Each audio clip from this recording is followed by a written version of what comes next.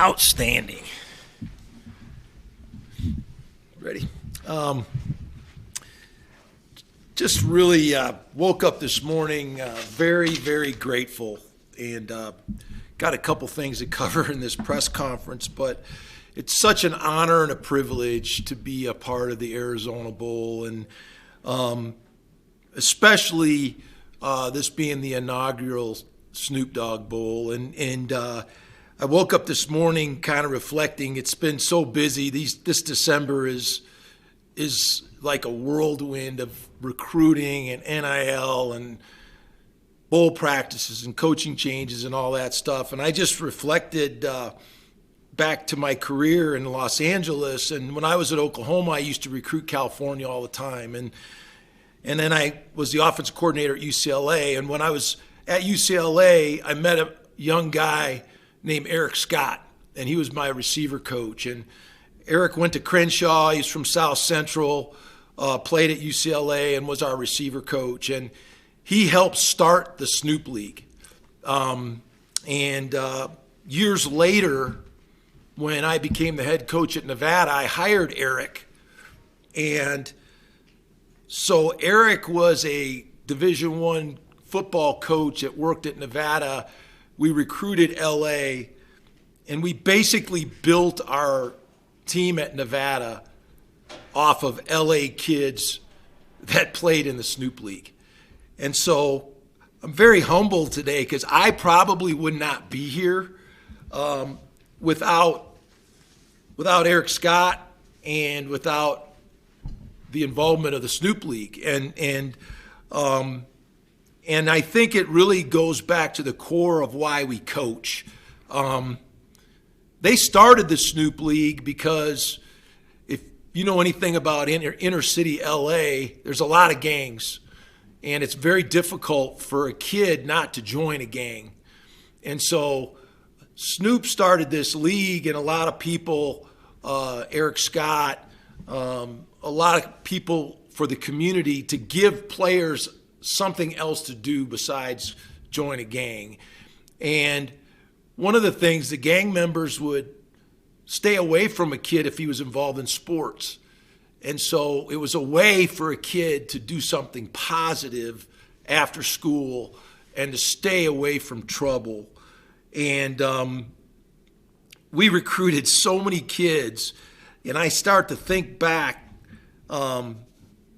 Romeo Dubs from Jefferson High School, Dan Henley from Crenshaw, Burdell Robbins from LA High, Don Peterson from Narbonne, Cayman Curitin from Lusinger, Marquette Jackson from Dorsey, Daniel Brown from Narbonne, Blossom Hall from Narbonne, Daniel Grishik from Crenshaw, Chris Green from LA High, Aaron Frost from Long Beach Poly.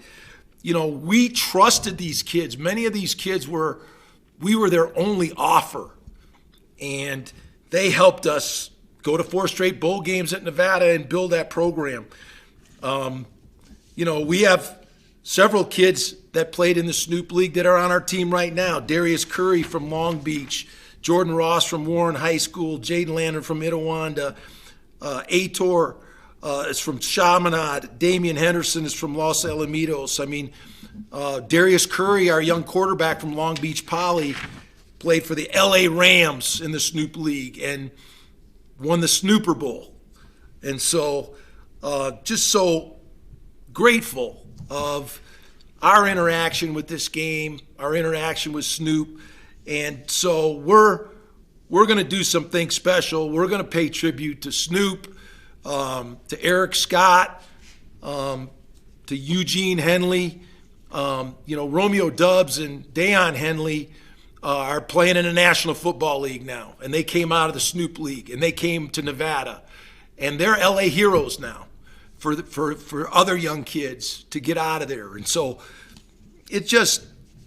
I'm extremely humbled and touched that we can pay tribute to Snoop and Eric Scott and Eugene Henley, and we got them all game jerseys, and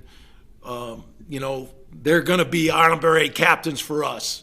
I don't know what that means to the bowl. I know they gotta be neutral and all that, but we pay tribute to them, and we give great love and respect for what they've done for the city of Los Angeles and the kids there.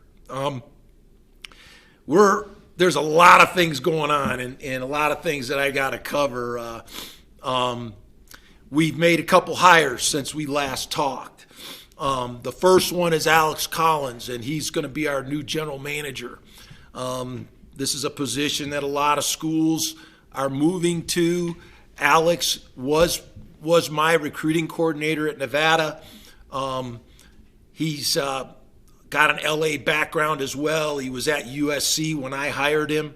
And we just always tried to tap in to Los Angeles and people that had great knowledge of Los Angeles.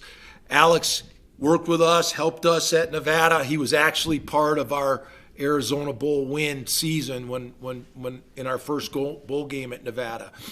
He left us, went to Florida Atlantic with Lane Kiffin.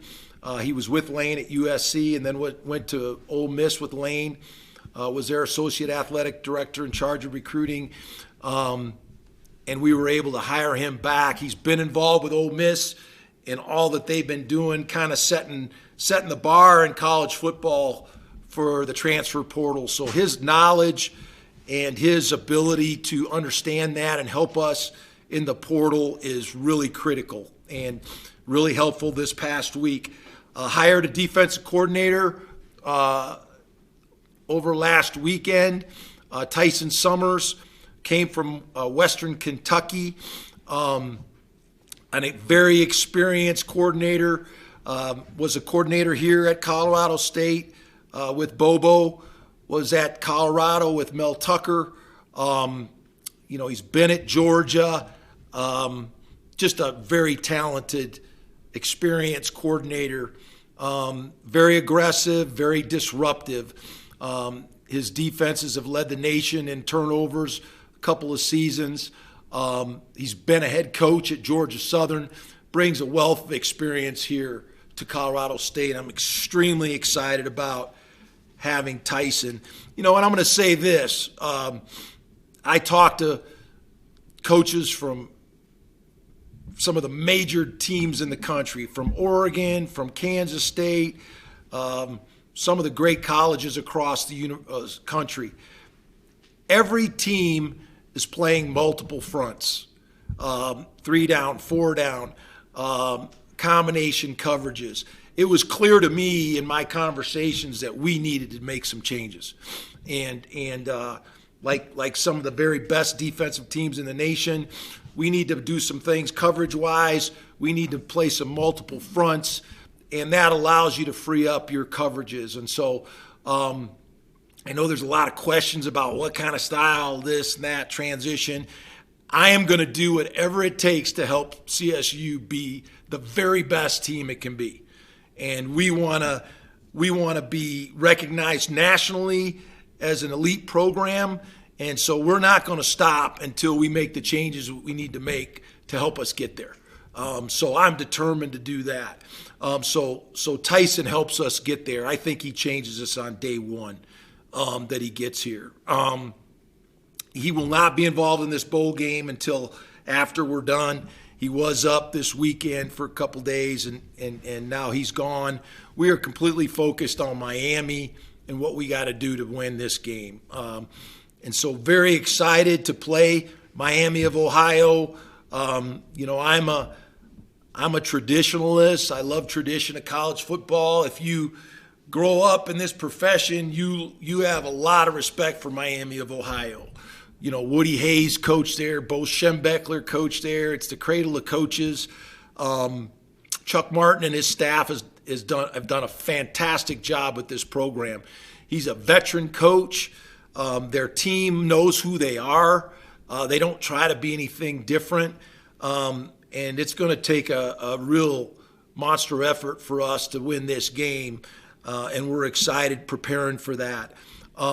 They have a very experienced quarterback on offense, Brett Gabbert. He's extremely experienced. He's seen every coverage, knows exactly what he wants to do. Excellent running back in Mosey, and a really good wide receiver, Cade McConnell, number 15. He's also a good return man. They've lost a couple receivers in the portal, just like us. And so, they're adjusting, just like most teams in these bowl season, adjusting to the team that they have available. Defense, they're a 4-down defense, play a lot of cover, cover 3, a lot of blanket coverage. We've got to do a good job. Their safety, Walters, 29, is a good player. Solopek, their linebacker, number 15, and apologize for his name, Brian, but number 8 is an excellent defensive lineman. We're going to have to do a good job against these guys. These guys do not make a lot of mistakes. They don't make a lot of penalties. They don't turn the ball over much. And we're going to have to go out and win this game. They're not going to give it to us. So we're extremely excited about playing this football team.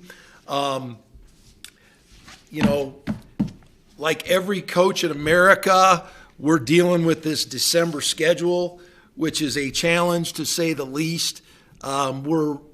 We finished up our high school signing day. We've gone into this transfer portal, and we've been very busy in the last week. We've signed a number of players.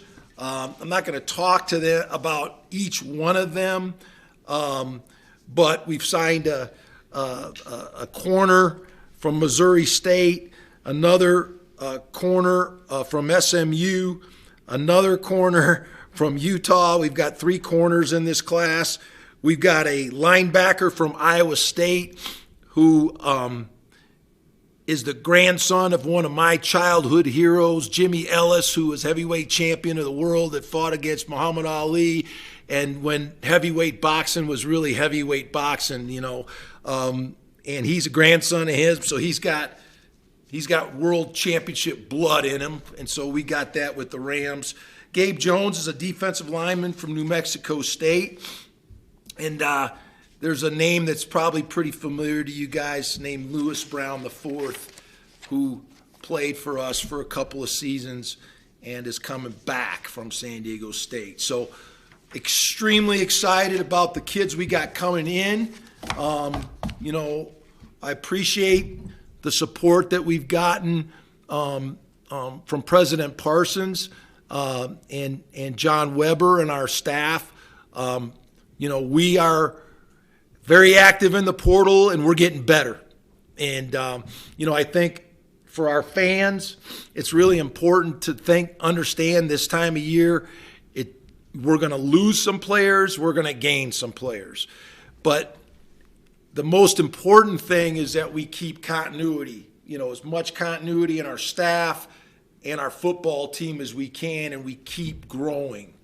And, as we look for players, we're looking for fit, we're looking for coaches with fit, and we're looking for players with grit and coaches with grit and that fit our system and that fit the Rams. So really excited about where we're at. I'm so excited it's game week now, and these visits are over with. So with that, any questions? You're a veteran of bowl games, Yeah. Some of them early, some of them late like this one is.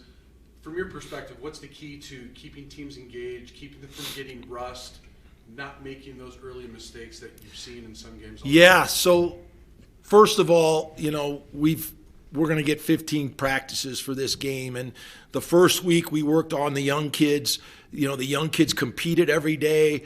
We got a great look at, JB, our backup quarterback, Jackson Brousseau. We got a great look at Darius Curry. Darius basically scrimmaged every day at the end of practice, and we got a chance to see him. And so we really get a chance to see the young players, our young defensive players, our offensive linemen. So that was like having an extra spring practice, and that's the benefit. When teams start going to bowl games every year, you benefit from that extra practice and you improve as a team. Last week we started on Miami. There's a lot of things going on with recruiting and all that kind of stuff. This week, it's game week. We did the scouting report this morning. Coach Savage gave us a great report on Miami. I did my frame in the game. And so we're all dialed in to play football now.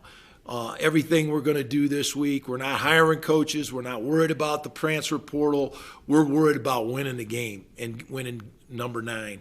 And so I just feel really blessed that we're playing the 28th because we get 3 weeks of practice. And like I mentioned, I feel very grateful that we're in this game, the Snoop game. And it's just ironic. I mean, probably of any program outside USC and UCLA, we probably benefited from the Snoop League more than any program with our teams at Nevada and here. And so for that, I'm really grateful. And we want to play well in this game. But this setup, this is a schedule you've used in the past that it's been a month since you played. Yep. It works. You feel like your team is coming in and ready. We know how to win bowl games. We've been part of a lot of them. This is 23 for me. And the key to bowl games is to keep your guys engaged. Usually the team that wants to play the most wins. And so, our practices have been crisp, sharp. We haven't kept them on the field too long. I'm a big believer in rhythm. And so we haven't not changed our rhythm from the season. On Monday we have a certain routine. On Tuesday we have a certain routine. Wednesday, Thursday we taper down, and Friday, we have shorter practices. And we've done that for 3 weeks. So we'll stay on that this week.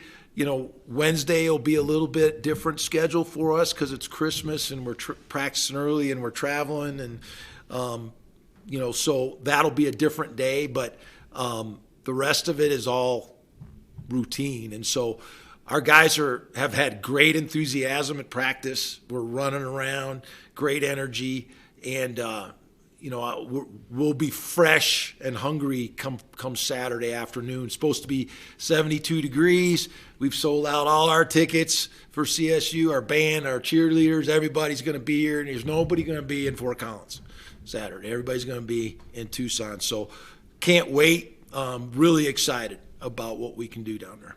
On Tyson Summers, how'd you guys connect, and what in your conversations made you kind of think he's the guy to elevate? No, I had my own process of, and I've had so many people reach out to me that were interested in this job coming here. I mean, former head coaches, people in the NFL, but I was very specific of what I was looking for. I really believe that we need to play some more combination coverages, more bracket coverages. He's got an extensive history of doing that. And people are playing more fronts, our style of defense that we played has a long history. Okay, Monty Kiffin played it, Nebraska. Coach Lubick played it when he was here. They used to have 4-3 clinics here. And, when I was with the Raiders, we played Tampa and Monty Kiffin, and they were Tampa 2 team. But people are evolving, and there are people that have played that defense that are changing. And so Kansas State's done it. They were a classic 4-3 team, and they are almost exclusively 3-3-5 now. And so did a lot of research, talked to a lot of people over the country, seen the changes that people have made, and you got to be willing to change. You can't be hard-headed and stubborn in this day of age. Football is constantly evolving, and we have to evolve with it, and we can't play like it's 1985. It ain't, and so I talked to a lot of people, and Tyson's name kept coming up. He used to coach here. I talked to a lot of people here about Tyson that were here when he was here. Coach guys that have played for him, and so I just was convinced that he checked all the boxes of what we were looking for. Had long conversations with a lot of people about this job. And I'm very, very, very at peace with our process and how we went about it, and super excited to have him here. How big is it to add a coach that has familiarity with this region? Yeah, multiple schools? It's huge. He coached both at CSU and CU. He's been around some amazing people. And he's familiar with this community, and he's familiar with this region. And so really, really excited to have him. I mean, he's a South Georgia guy. You know, as soon as he opens his mouth, you know where he's from.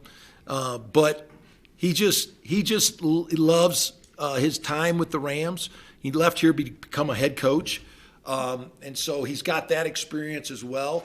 And so, you know, there's a leadership component to this position I was looking for too. I wanted a guy that you know could really handle half the team and be aligned with the things that you know I was looking for as a head coach. And so that was an important piece of it too. But you know he brings a lot to the table coming back. You've talked a lot about relationships and recruiting and how, especially with the guys you recruit out of high school, you just get so much more time getting to know them. Mm-hmm. With LB in the portal, you know, some guys, it can be kind of a crapshoot because you don't know them. Right. How, I guess, appealing was it to be able to go after a player like that who you know exactly what you're getting? No, I mean, you know, we have kids and you know, this whole process is confusing for kids.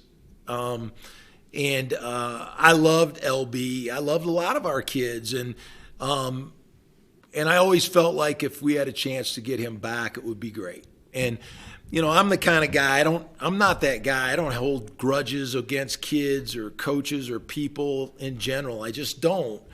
And we talked, you know, when he got in the portal, and I told him I wanted him back. And you know, he went through his process, and I couldn't have been happier when we talked the other night, and he wanted to, you know, he wanted to come back. He loved his time here at CSU. He had some great games, and we want to help him, you know, finish his career out and go on to the next level. And so it's awesome having him back. You know, he's not the only one. There's a couple more we're working on too, and hopefully it'll work out. You know, Van Shield's coming back as well. You know, and so we'll just see what happens, you know, as we go. But you know, in this day and age, you know, this whole December schedule, you know, Jeff Traylor's a good friend of mine, and I heard him say it's not the kids' fault. It's not. We created this schedule, and there's a lot of problems with it. I mean, you know, I saw what Coach Saban had to say about, you know, we have to align the football transfer portal with the end of the semester for kids. I mean, we're putting kids in a bad situation where they are making decisions about leaving a school before their season's over with. You know, I sit on the AFCA National Committee for Coaches. You know, we've set up a schedule. We're playing the national championship on January 20th. That's the spring semester. Our spring semester starts the 21st, the next day or something. And so, you know, we're looking at scenarios where a kid could play for one school, get in a transfer portal, enroll in school, and play for another school in the playoffs. That's not far-fetched from happening. If they keep pushing the championship game back, there's going to be kids that could do that. And that's insane to me. And so, you know, there's just so many scenarios that people didn't think about when they made these rule changes, and we're forced to live with them, and we'll do the best we can. But, you know, there's a lot of things that need to be considered and fixed, you know, and with this NIL and some kind of uniform contracts, the differences state to state with NIL, it's just it needs uniformity. It really does, so we can put some sanity back into college football. And, you know, I'm hopeful that it'll adjust and we'll get there, but right now we're not there. How do you feel you guys have done in terms of addressing positions of need? I'm very excited. You know, corner and D-line are probably the most difficult positions to fill in the portal, and we're still working on a D-line. And, you know, we've got one commitment in the D-line. We're looking for a couple more. We've addressed a couple of tight ends as well, which are really big for us. We've addressed a couple of receivers as well. But D-line and corner were probably the biggest challenges, and we've been able to address the corner.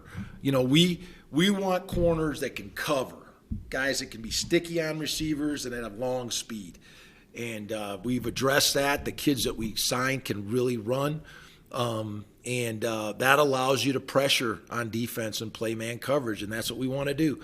And so now we got to find the D linemen.